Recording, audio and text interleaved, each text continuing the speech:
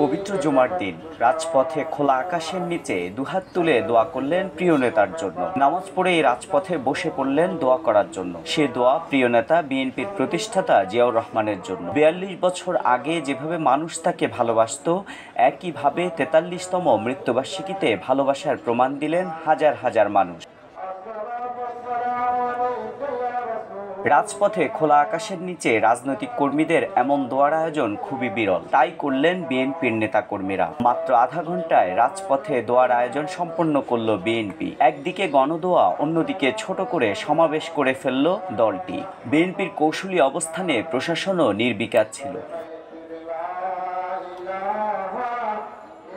দোয়া মোনাজাতের আগে বিএনপির সিনিয়র যুগ্ম মহাসচিব রুহুল কবির রিজভী বলেন, ৪.৫ বছরে বিপুল তরঙ্গ তৈরি করেছেন জিয়া, যেটাকে দুর্বল করে দিয়েছেন বর্তমান প্রধানমন্ত্রী শেখ হাসিনা। রাষ্ট্রীয় সম্পদ ভিসিআর বাসায় নিয়ে যাওয়ার কারণে জিয়াউর রহমান তার কর্মকর্তাকে বরখাস্ত করেছেন বলেও জানান রিজভী। এক মহত্তম রাষ্ট্রপতি, দেখুন তার অন্তর্গত স্বচ্ছতা, তার সততার উচ্চতা। ওই সময় ভিসিআর নামে একটি যন্ত্র ছিল, ছবি দেখা যায়, এটা ব্যান্ড আইটেম ছিল। তার একজন আর্মি অফিসার, তার এডিসি কর্নেল র্যাঙ্কে, তিনি না বলে ভিসিআর নিয়ে এসছেন। ইন্টেলিজেন্স রিপোর্টে রহমান শুনতে পেরেছেন। শুনতে পেরে উনি বাসাতে পৌঁছানোর সাথে সাথে তাকে বরখাস্ত করেছে। এইটা হচ্ছে একটি অনবদ্য দৃষ্টান্ত। এইটাই হচ্ছে আমাদের অন্তর্নিহিত বড় শক্তি। সাবেক সেনাপ্রধান, সাবেক পুলিশ প্রধান, এটা শুধু দুইটা। এই ধরনের কত প্রধানের কত কেচ্ছা কাহিনী, কত সম্পদ, কত বৃত্ত বৈভব, কত ঝাড়বাতির আলোতে তারা বসবাস করছেন, এগুলো হয়তো অনেকেই আমি জানি না। শুধু ৪ বছরের মধ্যে যে বিপুল তরঙ্গ তৈরি করেছিলেন, বাংলার এক প্রান্ত থেকে আরেক প্রান্তে যে অনবদ্য অবদান রেখেছেন, সেইটিকে ভেঙে চুরে এবং সর্বোপরি একটি জাতির যে সার্বভৌমত্বের অন্তর্গত শক্তি, সেই শক্তিকে দুর্বল করেছেন শেখ হাসিনা। সেই অবদানের উপরে এখনো বাংলাদেশ টিকে আছে।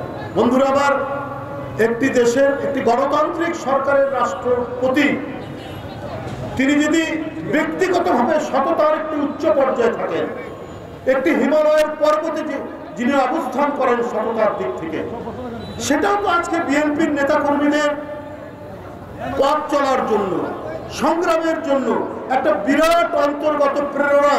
গণদোয়ায় অংশ নিয়ে বিএনপির স্থায়ী কমিটির সদস্য গয়েশ্বর রায় বলেন, ফেসিবাদের হাত থেকে মুক্ত করে দেশকে জিয়ার স্বপ্নের দেশ ও ৭১-এর স্বপ্ন বাস্তবায়ন করতে চায় বিএনপি। আল্লাহ যেন আমাদের তৌফিক দেন শহীদ সেই আদর্শ ধারণ করা। দেশকে এবং তিনি বাংলাদেশটাকে যেভাবে দেখতে চেয়েছিলেন, আমরা বর্তমান ফেসিবাদের হাত থেকে মুক্ত করে আমাদের নেত্রী বেগম খালেদা জিয়া, বর্তমানে যিনি আমাদের দল নেতৃত্ব দিচ্ছেন আন্দোলন সংগ্রামে, জনাব তারেক রহমানকে সামনে রেখে আগামী দিন যেন আমরা বাংলাদেশটা ফিরে পেতে চাই। ৭১-এর যে স্বপ্ন নিয়ে আমরা যুদ্ধ করেছিলাম, সেই বাংলাদেশটা প্রতিষ্ঠিত করতে চাই।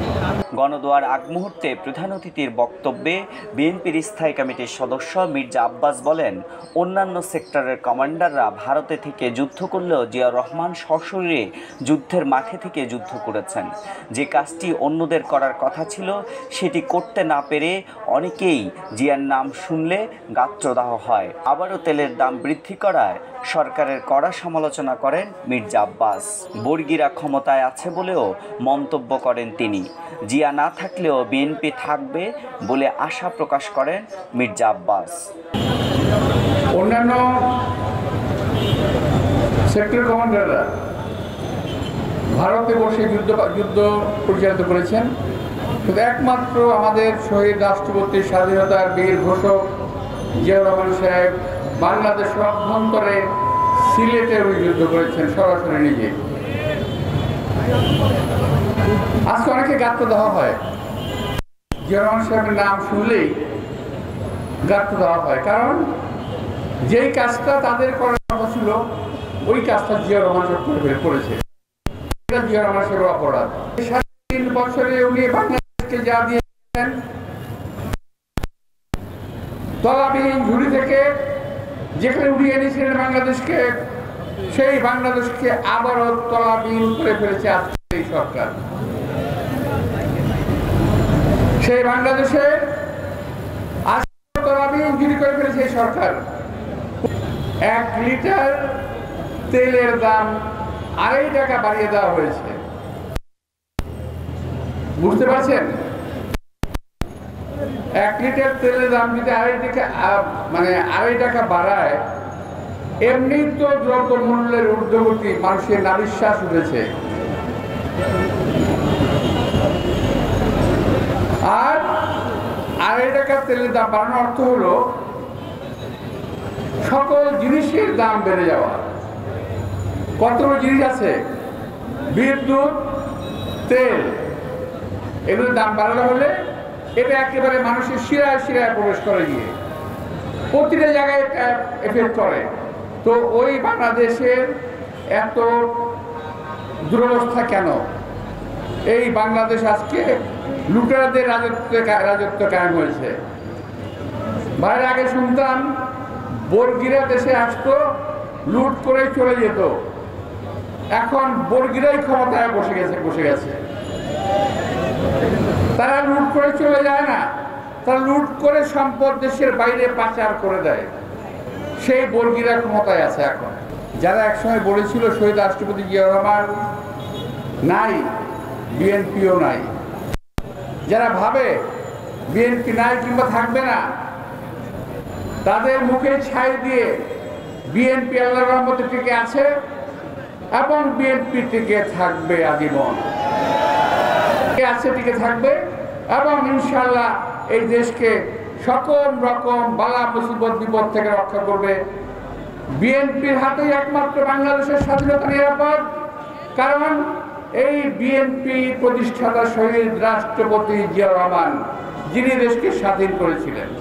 সুতরাং এই একমাত্র বিএনপি একটা দল যার হাতে দেশের স্বাধীনতা সার্বভৌমত্ব নিরাপদ, অন্য কোনো দলের হাতে স্বাধীনতা সার্বভৌমত্ব নিরাপদ নয়। বিএনপির প্রতিষ্ঠাতা জিয়াউর রহমানের 43তম শাহাদাত বার্ষিকী উপলক্ষে রাজধানী ঢাকা সহ সারা দেশে খাবার সামগ্রী বিতরণ, পোশাক বিতরণ, গণদোয়া সহ মে মাসের শেষ সপ্তাহ ও জুন মাসের প্রথমার্ধে বেশ কিছু কর্মসূচি পালন করছে বিএনপি।